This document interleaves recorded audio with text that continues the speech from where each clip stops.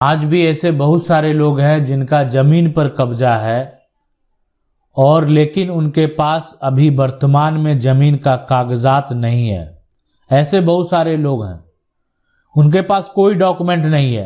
देखें, अगर आपके साथ भी कोई भी समस्या है, आप जो है तुरंत कानून की 99 का कमेंट बॉक्स जाएं और आप जो है कमेंट कर सकते हैं।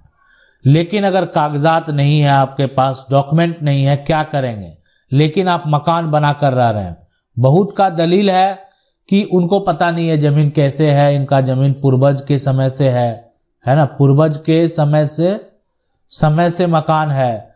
बहुत सारे लोगों का देखें, यहाँ पर किसी का जो है कब्जा है, उस पर मकान बनाकर वो रह रहे हैं और पूर्वज के समय से रह रहे हैं। किसी का ये कहना है कि ये जमीन जो है इसका रजिस्ट्री हुआ ही नहीं, लेकिन हम जमीन खरीदे हैं, रजिस्ट्री हुआ ही नहीं। या बहुत सारे लोगों का ये यहाँ पर दलील है कि हम उनके यहाँ पर जो है, मेरे पूर्वज जो है एक तरह से आप कहें उनके घर का देखभाल करते थे और जमीन जो है उन्हीं के द्वारा हमको दिया गया है, जीवन यापन करने के लिए दिया गया है, इसीलिए हम यहाँ पर हैं। बहुत सारे लोगों के पास जो है, यानी आप ये कह सकते हैं ये तमाम समस्याएं हैं, पूर्वज के समय से है, रजिस्ट्री हुआ ही नहीं है, पैसा दिए हैं और आज तक करने को तैयार नहीं है। बहुत सारे लोगों का ये समस्या है कि जमीन जो है उनके पूर्वज को प्राप्त हुआ था, मतलब दिया गया था जीवन यापन करने के लिए। अब जो है वर्तमान में जो नए उत्तराधिकारी हैं वो परेशान कर रहे हैं।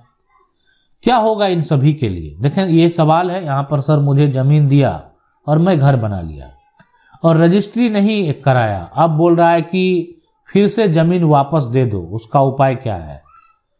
और मेरा यहाँ पर जो है पटीदार है, वो मेरा फटीदार है। सबसे बड़ी बात देखें कि यहाँ पर आपका जो भी फटीदार है या जो भी है, आपने जमीन खरीदा, इसका सबूत आपको खुद देना होगा। और इसका एक यहाँ पर जो है सबसे बड़ी बात यह है कि आपका उस पर मकान बना हुआ, फटीदार है लेकिन आप वहां पर घर बना लिया, मकान में रहते भी हैं, ठीक है, रहते भी हैं। अब अगर वो पैसा लिया है, पैसा आप कितना दिए हैं, जिसको कि आप साबित कर सकते हैं पैसा कितना दिए। बहुत ज़्यादा की अगर बात करेंगे तो आपको भी जो है सारा इंक्वायरी करना पड़ेगा, जांच करना पड़ेगा। हो सकता है इनकम टैक्स का नोटिस भी आ सकता है कि आपने ये पैसा कहाँ से लाया, सारा डिटेल तो देना पड़ेगा। तो पैसा जो भी हुआ वो यहाँ पर बाद की बात है, लेकिन आप उस मकान में रहते हैं, आपने पैसा दिया, आपकी जमीन की रजिस्ट्री नहीं हुई, बोला कि कर देंगे और टारते गया, लेकिन आज तक जमीन का रजिस्ट्री नहीं हुआ, अब कैसे होगा? तो इसी को लेकर अब जो है मामला कोर्ट में लेकर जाना है, ठीक है, कोर्ट में केस फाइल करनी है, उस व्यक्ति के खिलाफ एफआईआर दर्ज पहले करा देना है कि ये हमसे पैसा लिया और हमारी जमीन का रजिस्ट्री नहीं कर रहा। आसपास के लोगों से जो है, जो प्रशासन है, वो भी पूछेंगे कि आखिर ये व्यक्ति सही बोल रहा है, ये जो मकान बना कर रह रहा है, ये पैसा दिया होगा, ये सही बोल रहा है। अब ये व्यक्ति जो है जमीन को रजिस्ट्री नहीं कर रहा है, तो प्रशासन के द्वारा भी पूछताछ उससे किया जाएगा, क्यों नहीं ऐसा कर रहा। नहीं तो मामला अगर कोर्ट में चला गया और आप साबित करने में जो है, ये साबित अगर कर सके कि आपने पैसा दिया है, जमीन आपने खरीदा है, तो कोर्ट से आदेश होगा, जमीन की रजिस्ट्री करनी होगी उसको। सर मैंने 3.45 डिसमिल जमीन खरीदा था 2000 ईस्वी में, उस समय केबाला पे मोनू राय से यहाँ पर लिखा गया है। अब मेरे आधार कार्ड से लेकर सभी डॉक्यूमेंट पे भानु प्रताप नाम से है, तो परिमार्जन और दाखिल खारिज नहीं हो रहा, तो ऑनलाइन जो है क्या करें? सबसे पहले अब वहां पर मान लेते हैं मोनू राय लिखा गया, अब मेरे आधार कार्ड से जो है लेकर सभी डॉक्यूमेंट पे भानु प्रताप नाम से है, तो परिमार्जन दाखिल खारिज नहीं हो रहा है। देखें इसमें क्या होगा, सबसे पहले कि अगर वहां पर मोनू राय लिखा हुआ है ना, तो आप अपना आधार कार्ड जो है ना, उस पे भानु यहाँ पर जो है प्रताप, और उसके बाद जो है यहाँ पर उर्फ जो है मोनू राय कर दें, ठीक है, ये आपको कर देना है ये नाम। नहीं तो मान लेते हैं नाम अगर दूसरा चढ़ा हुआ हो, आपका नाम है तो आपके डॉक्यूमेंट पर भी ये होना चाहिए कि आपका नाम भानु प्रताप उर्फ मोनू राय है और मोनू राय के नाम से ये कागजात तैयार हुआ है। दाखिल खारिज कराने का आप इस तरह से प्रयास करेंगे, इसलिए कि मान लेते हैं कि जो आधार कार्ड में होगा नाम, कानूनी तौर पर जो है दस्तावेज पर वही नाम होना चाहिए, जो आपका डॉक्यूमेंट में नाम चढ़ा है वही नाम आपका सेल डीड पर होना चाहिए। नहीं होता है तो समस्या उत्पन्न तो होगा ही। तो ये प्रक्रिया है जो कि आप अपना नाम सुधारने के लिए कर सकते हैं। मेरे घर तक आने जाने का रास्ता नहीं है, सभी पड़ोसी का जमीन है और बीच में जो है मेरा घर है। रास्ता के लिए देखें, रास्ता के लिए रास्ता का विवाद भी जो है यहाँ पर एक बड़ा विवाद है, रास्ता का विवाद।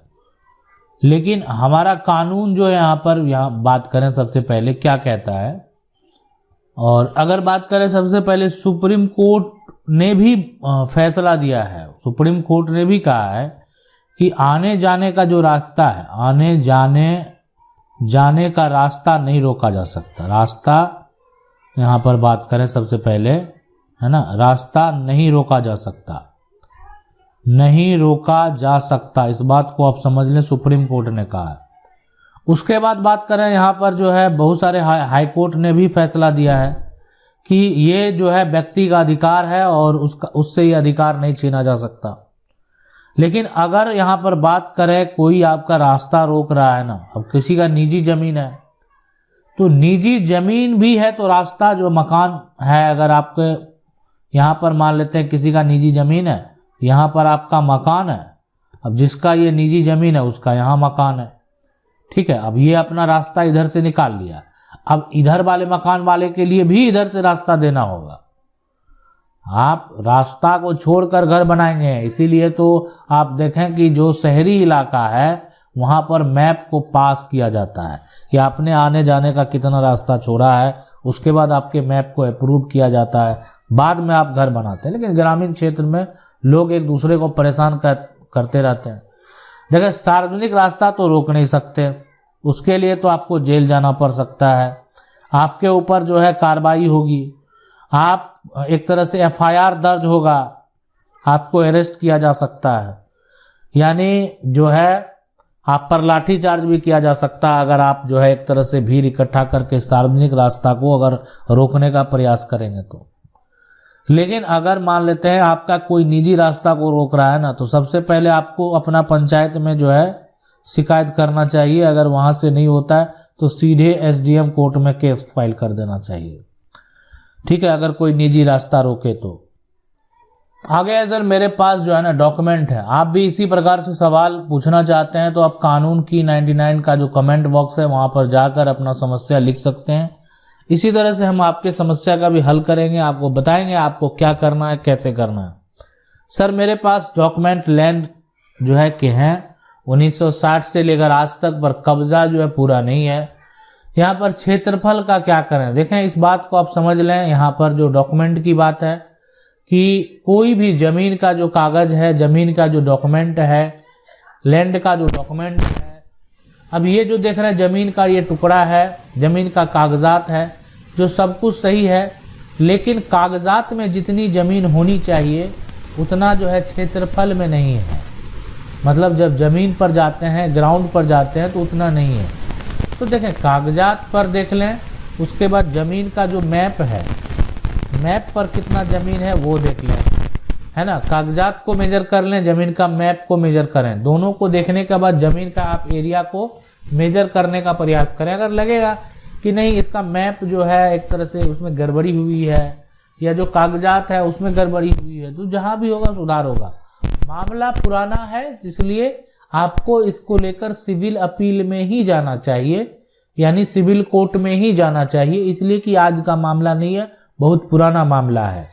लंबे समय से जो है एक तरह से आप ये चीज़ नहीं देख पाए, अब बहुत दिनों के बाद देख रहे हैं, तो इसलिए अब आपको सिविल अपील में जाना होगा, वहाँ से ही आपको न्याय मिलेगा। यानी आपको बताना होगा ये गड़बड़ी हुई है, जांच रिपोर्ट तैयार करना होगा एक तरह से कि कैसे हुआ, क्या हुआ, क्यों मैप में गड़बड़ी हुई, या क्यों कागजात में गड़बड़ी हुआ, या ग्राउंड पे किसी तो जमीन कब्जा तो नहीं कर लिया है। तो ये सारा कुछ देखने के बाद कोर्ट का आदेश होगा। आदेश होने के बाद आप अपनी प्रॉपर्टी को प्राप्त कर पाएंगे। वीडियो अच्छा लगा तो वीडियो को लाइक जरूर कर दें। कानून की 99 को अगर पहली बार देख रहे हैं चैनल को सब्सक्राइब करके जो बेल आइकन है उसको जरूर दबा लें। मिलते हैं अगले वीडियो में, तब तक ले जाएंगे।